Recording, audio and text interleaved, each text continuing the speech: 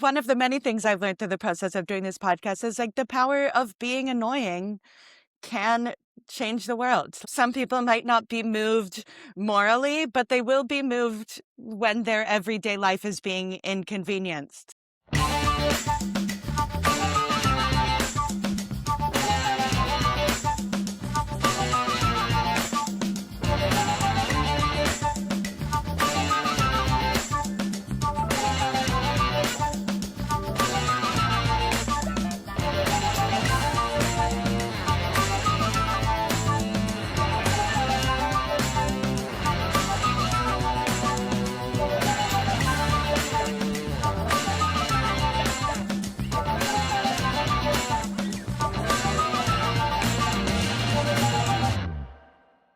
Welcome back to War is Stupid, an anti-war podcast about war.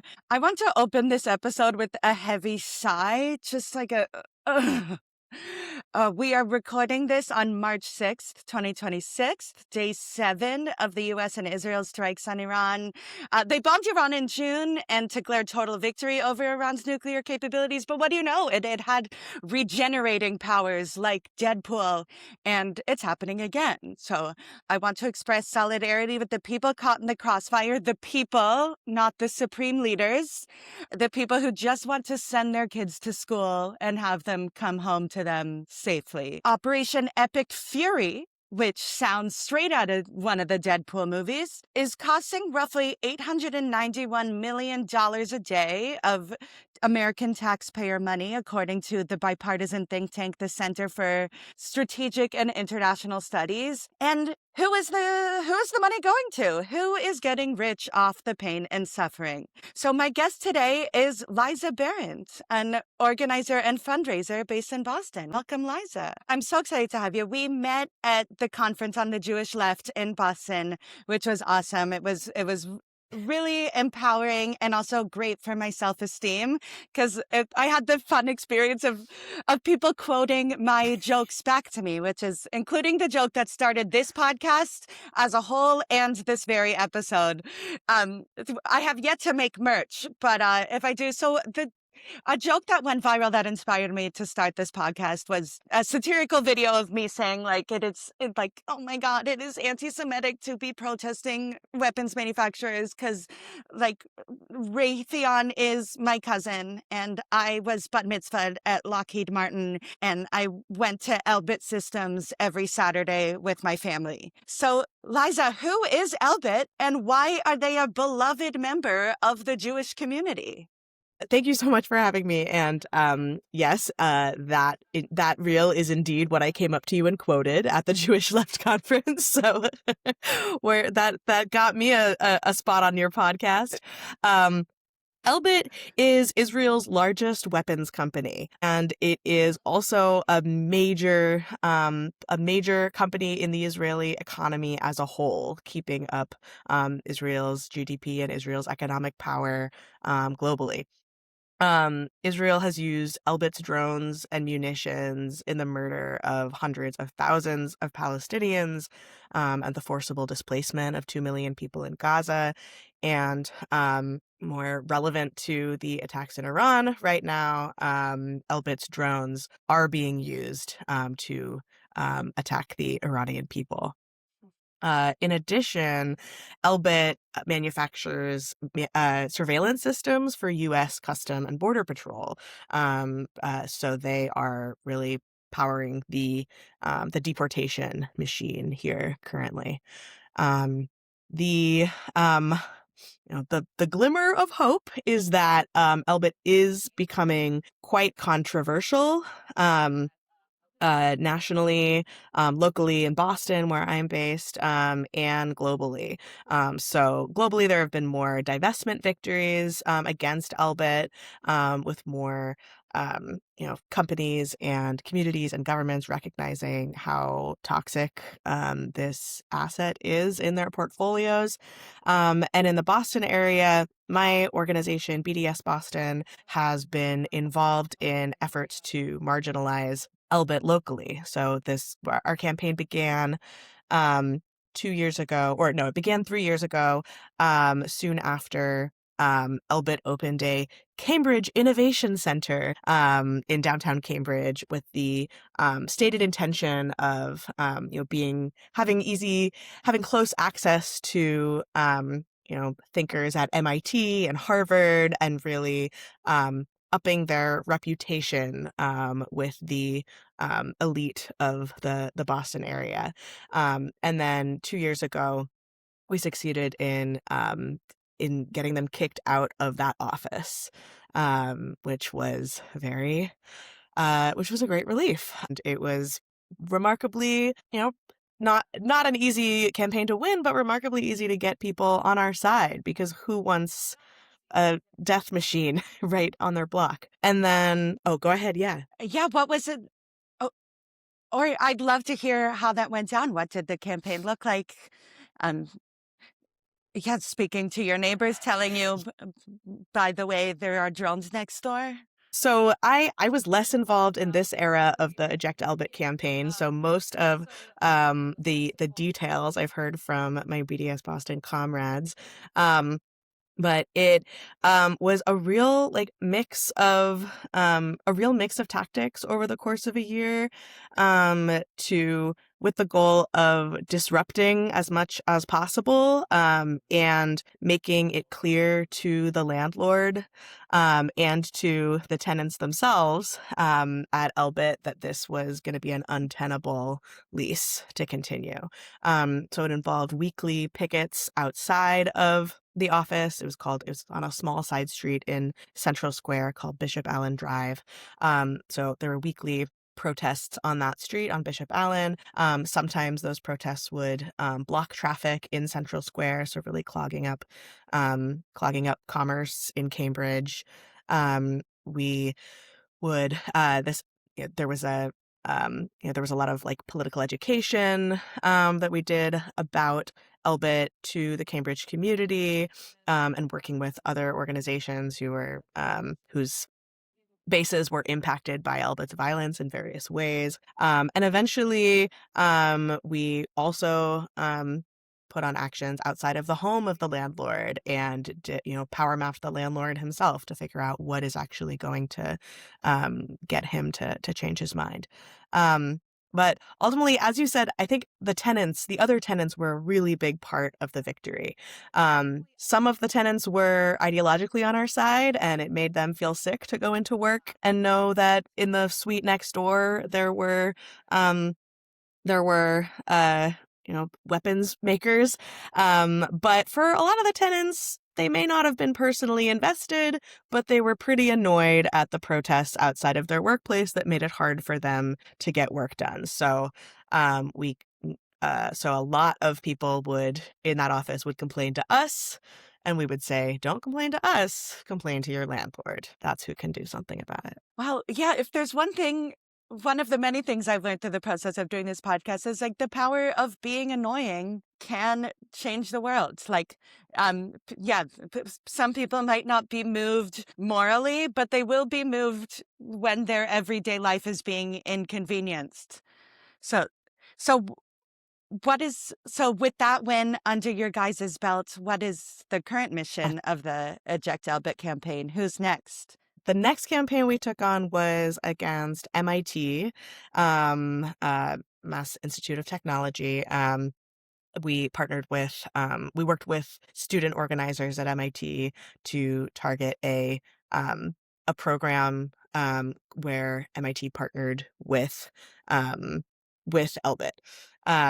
So it was called the Industrial Liaisons Program, and Elbit was one of the corporate members who would get the red carpet rolled out for them by MIT. We learned that ILP Industrial Liaisons Program had ended their partnership with Elbit, so that was a victory too in Cambridge in the greater Boston area. So after that, we decided to set our sights a little bigger nationally by focusing on a loan to Elbit for a Capital One bank. Capital One is part of a consortium of banks that are that are loaned through loans and credit lines, contributing more than $500 million to Elbit, and those loans expire this spring. So we have now been working nationally with organizations across the country, in many places where there are other Capital One locations, including the corporate headquarters outside of DC, to put constant pressure on Capital One banks, offices, and in a thing that's uniquely Capital One, cafes. Oh, yeah.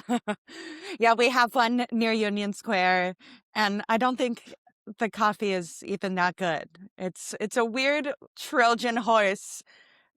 Yeah, come for the coffee, stay to profit off of weapons manufacturing. From as far as I know, they don't actually turn much profit from their cafes, but the goal is to lure in their target demographic, which is young people and hip liberals and artists and people who will be more inclined to open a credit card or an account with them if they think that it's also going to be like a nice hip time at a coffee shop. Again, going back to the MIT thing, that congrats on the win, because that makes me so sad that already, like, the praying or trying to recruit like the best and brightest minds while they're teenagers right off the bat. Our university should at least be pretending that, no, we're here to make the world a better place, but no, here's a direct pipeline to death and destruction that doesn't even claim otherwise. Like, that's what's so interesting about weapons manufacturing, is that they don't have the same NRA to at least like sell it as like freedom and safety. But no, this is straight up, here's a sizzle reel of real life news clips. Absolutely. And it makes like boycott, divestment, and sanctions campaigns against weapons companies are a little more complicated for that reason, because it's not like Elbit is making money doing anything besides bombing Palestinians and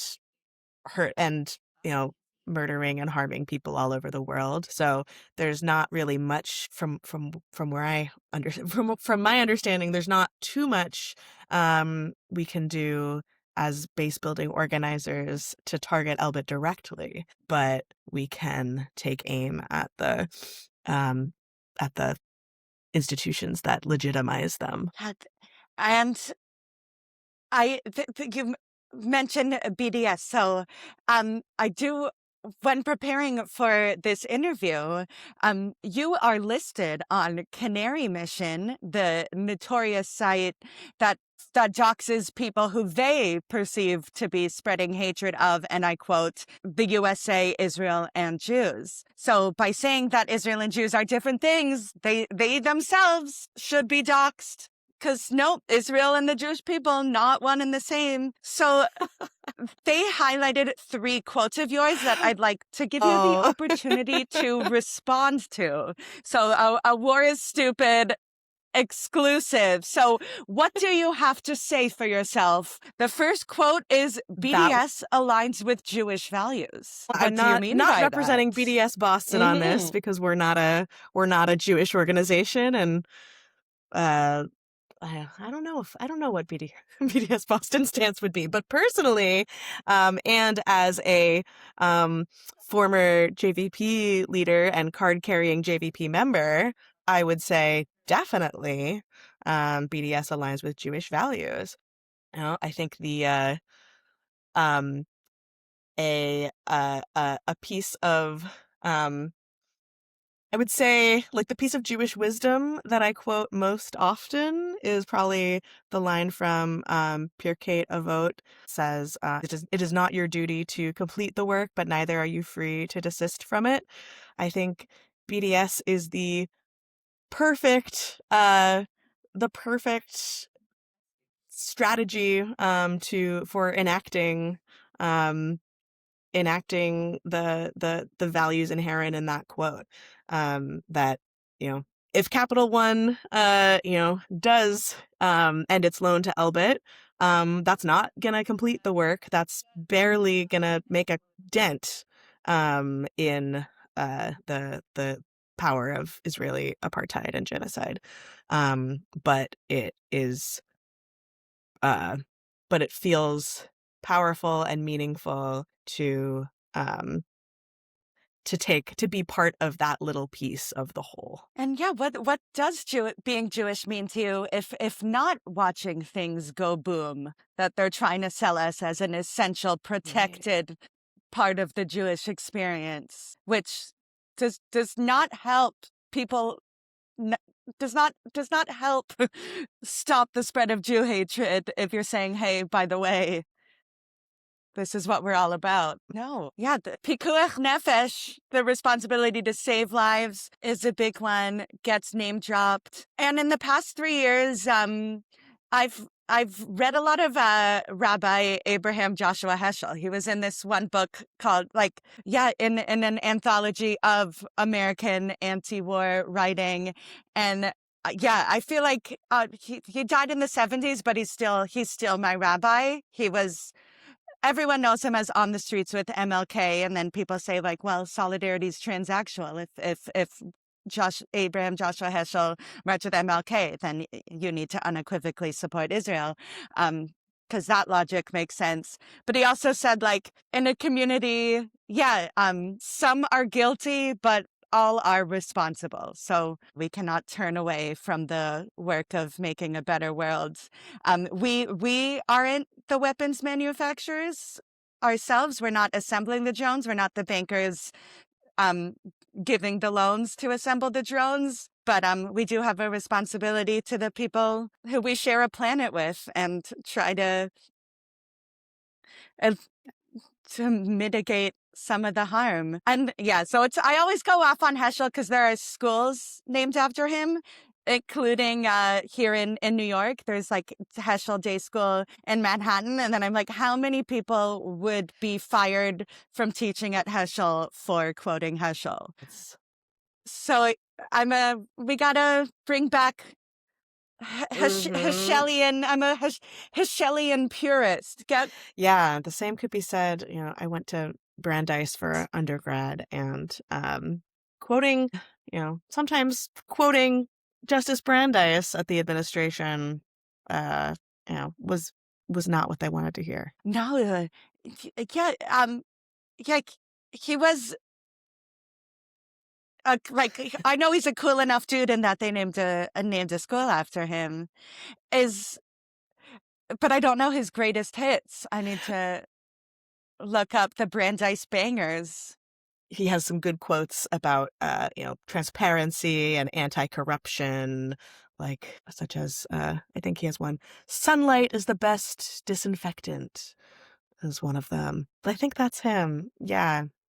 Right. Oh, that's him? But we all know that's huge. That, they're not the best at letting the sunlight in. No, is that where you got started as an activist? Like, how did you come to this work, which we're heavily disincentivized not to? Sure. So I like hearing about people's origin stories. Let's see. I actually went on a Birthright trip in 2008. That happened to coincide with Operation Cast Lead. So that was, Oh, December 2008. Yeah, incidentally, I was there too. It was my sister's bat mitzvah. Yeah, it's crazy. Like, not to make this about me, but like I've had 3 family simchas that have coincided with bombing Gaza that I'm like, okay, dudes, like there's got to be a better way of doing things. Like my sister's bat mitzvah, my cousin's wedding. And so the fact that this keeps happening makes you think that, no, there's got to be a better way of doing things. But you were there when that happened? Yeah, I was there during Operation Cast Lead. And, I went in with, really knowing very little about Palestine, and really just knowing the very most basic liberal Zionist talking points that I had grown up with. But just the contrast between the rosy picture that was being painted of Israeli life and the reality of bombing happening. Also, the racism on this the explicit racism on this trip was really dialed up for because of a number of factors. So I just was very uncomfortable, and then when I pushed back and asked questions, I was treated as a traitor. So it made me very angry, and when I got back to campus, I joined the Students for Justice in Palestine group. Yeah, Wow. So it's safe to say that, yeah, Birthright backfired? because I know people who because I do know people who have advocated for going on Birthright and just being armed with really good arguments and raising a ruckus on your Birthright trip and seeing the other side. I would definitely strongly advocate against that, because I think it's important to note that the main harm of Birthright, from where I stand, is less the ideological brainwashing of it and more just like the material impact of bringing global Jews there to take up space and advance colonization. So you're correct, the Birthright backfired on one level, and I was still a white Jewish American taking up space in the land that they. So you could argue I was still a success story, even despite my going on to, to support BDS and be an anti-Zionist. Yeah, I have a friend who was Oh, radicalized by her birthright to operate the opposite direction of what they intend. Because yeah, they can control the itinerary, but they can't control yeah. Operation Cast or the outside factors. My friend, while they were touring Har Herzl, which is like a big day, you're on Yad Vashem, you get to go to Herzl's grave. There was, it's also a military cemetery. So like on their fun tour where you're supposed to be hooking up and getting drunk, they witnessed a funeral of an Israeli teenager who was killed in the army. So a bunch of teenagers there on the bus, seeing a family weep over the casket of their kid, also a teenager who was conscripted into the system. And Wow. that image really stayed with her. And she's like, that's that's not a healthy way to live. So even for the like, I don't know if they were Ashkenazi or Sephardi or Mizrahi, but the identity of the soldier. But like even for the people who the system is supposed to work for, it's still killing kids. It's killing Israeli kids. So yeah, but that's interesting. So talking about Birthright, because that's another one of your quotes on Canary Mission is there is no, it's on there. There is no such thing as an ethical way to go on Birthright. And then one last quote, which is interesting and also speaks to what we learned at the conference on the Jewish left, which I think is like a main issue that Jewish organizations are going to have to contend with. So you said we shouldn't expect Palestinians and their allies to stop protesting for justice or temper their message because of the emotional toll on Jews. Do you have to say for yourself? You. All right. Yeah, wow. They could have done me way dirtier if they had looked harder.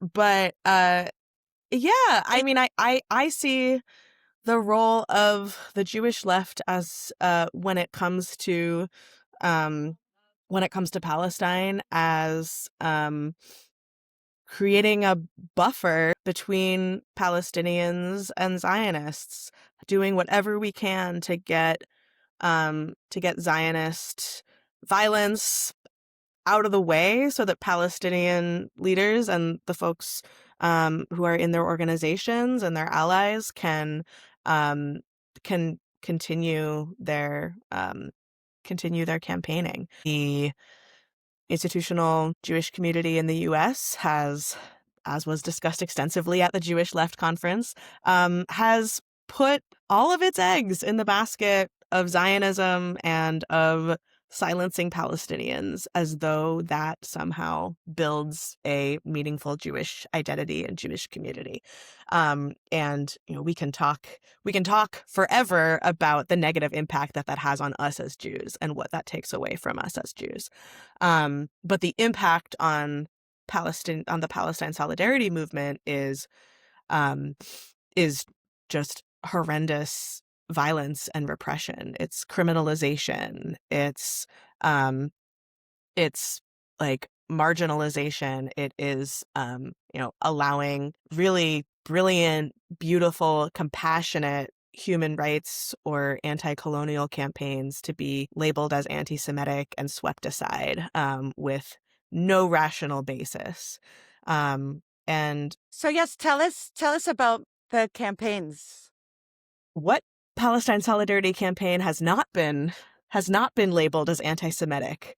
Yeah, I mean, I think this is not something I am an expert on at all. But I think the student encampment movement was a great example. I think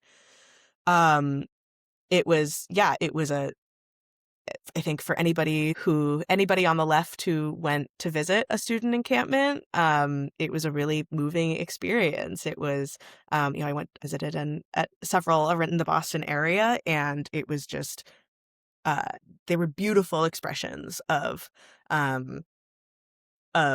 solidarity and community building and mutual aid. There were all people from many, many backgrounds, including a ton of Jews who were very involved in the campaign. But all over the country, campus administrations used anti-Semitism as the excuse to violently repress these encampments. And there are hundreds, if not thousands, of students who were physically injured, whose careers have been set back, some who ended up being deported because of the repression that was brought on. That was in the interest of these campus administrations, regardless of how Jewish organizations would position themselves in that. But Jewish safety became the moral cover for this violent repression, and there was a lot of brilliant organizing on the Jewish left to try to stop that, to try to protect student protesters and support the demands and the safety of the student protesters. But I think I wish we had a Jewish left that was strong enough and principled enough that we could have truly countered the Jewish institutional mainstream in how they framed the student encampments. And the same rhetoric of Jewish safety being used as cover to enact violence we're seeing with the bombing of Iran, with Marco Rubio straight up saying, like, no, we're doing it because Israel said we're going to do it. And America, yeah, I was with my family a few weeks ago, and I told my dad, like, as soon as it's the perception is that American troops are dying for Israel, like, it is so over, dog. Like, we need to build something better and show that no, the Jewish community is not asking for anyone to sacrifice themselves for our benefit. This is for Elbit Systems and their profit margin. Elbit is not in the Talmud. That is true on so many levels. It's interesting to reflect on there's so much fear-mongering on BDS like as a concept. So I want to take the second to like break it down. Yeah, it stands for Boycott, Divestment, and Sanctions. That's a collection of economic pressure tactics, merely economic pressure tactics. And BDS as a cohesive strategy was branded by a coalition of Palestinian organizations in 2005 who came together and put out the International BDS Call. It's now that group of organizations is now headed under the BNC, Boycott National Committee, based in Palestine. And it is inspired by the movement to end South African apartheid. And it's a clear call to people around the world to identify your economic ties with Israel and the institutions and corporations that uphold Israeli violence, and cut your ties. And the vision is that through a myriad of strategic, targeted campaigns, we can chip away at Israeli power and ensure that Palestinians can actually can have control over their future on the land. So it is, by definition, not a nonviolent movement. Boycotting, divesting, and sanctioning is not a call to arms that attacks Jews. It is. The BNC is explicitly a nonviolent organization, and that is drawing. I think that is both drawing from like the history of nonviolent resistance, and it is to distinguish this as a tactic from other ways that Palestinians may be resisting. And I do think when we talk about nonviolence, that it is important to note that that Palestinians, whether on the ground in Gaza or the West Bank or internationally, are resisting using the tools available to them. And so engaging in nonviolent and unarmed resistance internationally is not necessarily a moral judgment on how anyone else chooses to resist. And so not buying Sabra hummus, is that a hate crime? Many of our self-appointed Jewish leaders, yes. By literally criminalizing nonviolent resistance, you're just, I know the ADL isn't listening to the podcast. Do you understand how stupid you sound? By exhausting nonviolent methods, we've seen how it makes things worse. I mean, the ADL has a pretty big budget. They may have people watching your whole podcast. What is the Eject Elbit campaign up to? We're down to the wire. The clock is ticking on Capital One to make their decision about whether to renew this loan to Elbit. We here in Boston and at about 10 other cities around the country, including DC, New York City, Seattle, Atlanta. There are regular pickets outside of Capital One locations. So, here in Boston, most Saturdays, we are at a different Capital One cafe, making noise, chanting, trying to generally show that we're cooler friends to hang out with than the people inside the Capital One cafe. So, get involved. Now is the time to come join a picket. Or you can go to Eject Capital One, or sorry, wrong. You can go to ejectelbit.com, and you can find a number of ways to be involved. So if you have a Capital One account or a Discover credit card, there are instructions for how to cancel those accounts, or if that is not an option for you, and how to just make your voice heard as a Capital One customer. Also, our friends in DC recently launched a artist's letter against Capital One, or asking Capital One to end their partnership with Elbit. So, if you are an artist, I think you would qualify as a comedian and musical theater performer, Orli. If you're an artist or a creative, we really encourage you to sign that letter as well. Capital One really puts a lot of stake in their sponsorships of artists. They were the head sponsor of the Taylor Swift Eras Tour and of the annual Jingle Ball variety show of like Christmas performers. There's all sorts of musical and arts events that they love to sponsor, and it's a big part of how they keep up their image of being a cool bank for young people. So you can also find it on the ejectelbit.com website. And I believe Scotiabank in Canada has divested from Elbit because people were boycotting the Giller Prize, which was a literary prize bankrolled by Scotiabank because of their weapons connection. So like there is a precedent. It's been done up north. Like if it yeah, they were sufficiently humiliated. And I guess I feel like Jennifer Garner is in every commercial. Is she in the Capital One commercials?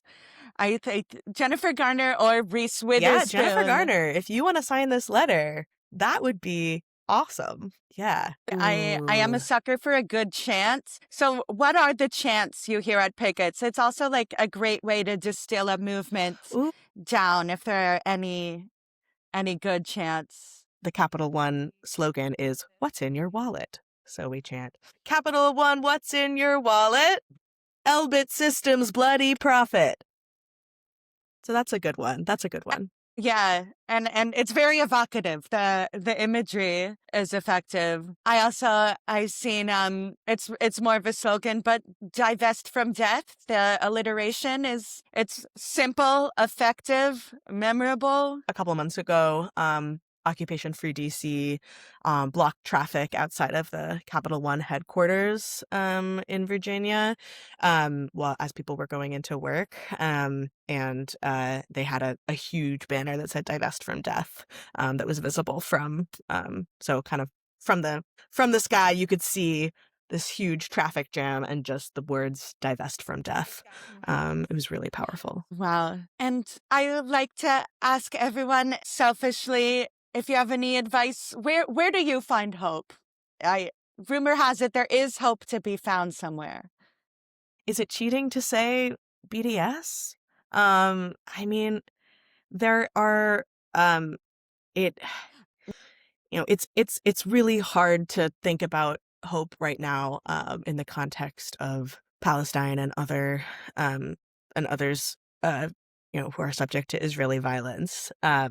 Especially when so many of us are like in touch with people who are suffering every day because of this. And I'll say I have been doing Palestine solidarity work for I guess for like 16 years now, since, as we discussed, Operation Cast Lead. And we have such a window of opportunity right now. The way that public opinion has shifted in support of Palestine so quickly, which is of course because of how horrific the reality is on the ground, and that it's become undeniable. But supporting Israel is toxic in the mainstream right now. And a lot of very smart organizers are leveraging that so that institutions that work with Israel and Israel supporters are paying a price. And we have an opportunity to do more of that. So I think if you are feeling hopeless, I would recommend find your local BDS group and join a campaign. There are so many incredible campaigns happening nationally and internationally that really touch on all kinds of communities. Like here in Boston, we had the city of Somerville recently voted in a ballot referendum to divest city funds from Israeli apartheid. There's a group, Runners for Justice in Palestine, that is promoting the boycott of Reebok, and organizing, because Reebok is sponsoring the Israeli football team. And so, they're organizing athletes to boycott Reebok. The Scream fandom community is organizing to boycott Scream 7 because of their racist repression of one of their former stars. So it's like kind of whatever community you are part of, no matter how broad or niche, like the BDS movement is so is so vibrant right now that there is a place for you to plug in and work with other Palestine supporters to help chip away at Israeli apartheid together. And when we talk about being alienated from the communities we grew up in, maybe that could be a disincentive for people, but it's important for them to know, no, there is a lot of community to be found that is viscerally disgusted by death and wants to stop it.